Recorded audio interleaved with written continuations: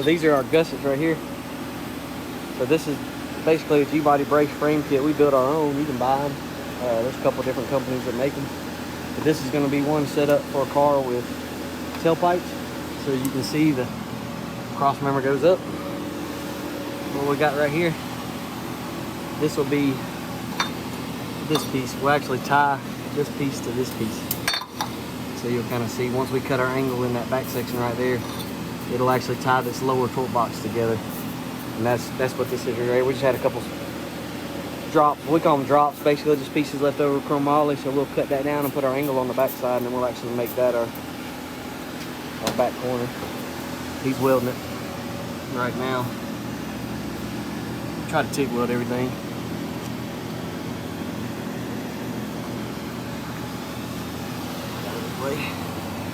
See right there, we got. Don't get too close.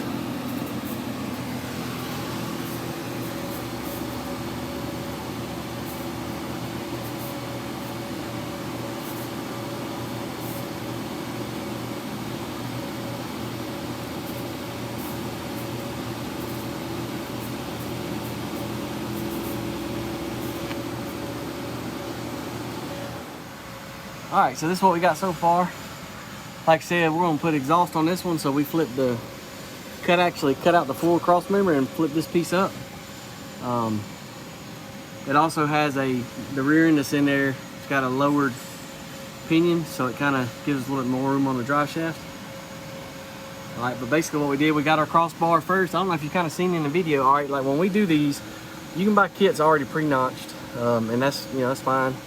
But the way I do it, kind of like a little bit of a cheat code, is drill you an 1 5/8 hole in here, and then if you leave this part just a little bit long, and you don't have to worry about having to notch this piece, then you usually wind up with about a probably 1/2 inch overhang on the inside. It was actually strong instead of it being just butted against it on that particular bar. Did the same thing over here. So like I said, we got these are the kickers. This is really one of the more important pieces of it. You want to tie this lower control arm. Where the lower control arm bolts up on the frame, you want to tie that to this, because a lot of times that you get these cars, you can tell right here, this one's never done. It's it's kind of a never been raced car, so it's not dented or anything, but these pieces will actually twist up and touch the bottom of the floor right here. But so we got those pieces on. We got to finish a couple of welds. Got this one on. Got to finish welding it in, and then we've got our one side here. This is the one that runs all the frame. Now you can do them different ways. I personally, you see how tight it is to the floor. Back at the back, I don't like them to hang down really low under the car. It goes all the way up to the frame, and basically what that does, it's like a subframe connector. Now even though it's a full frame car, if you look right here, these frames are, hang on a second.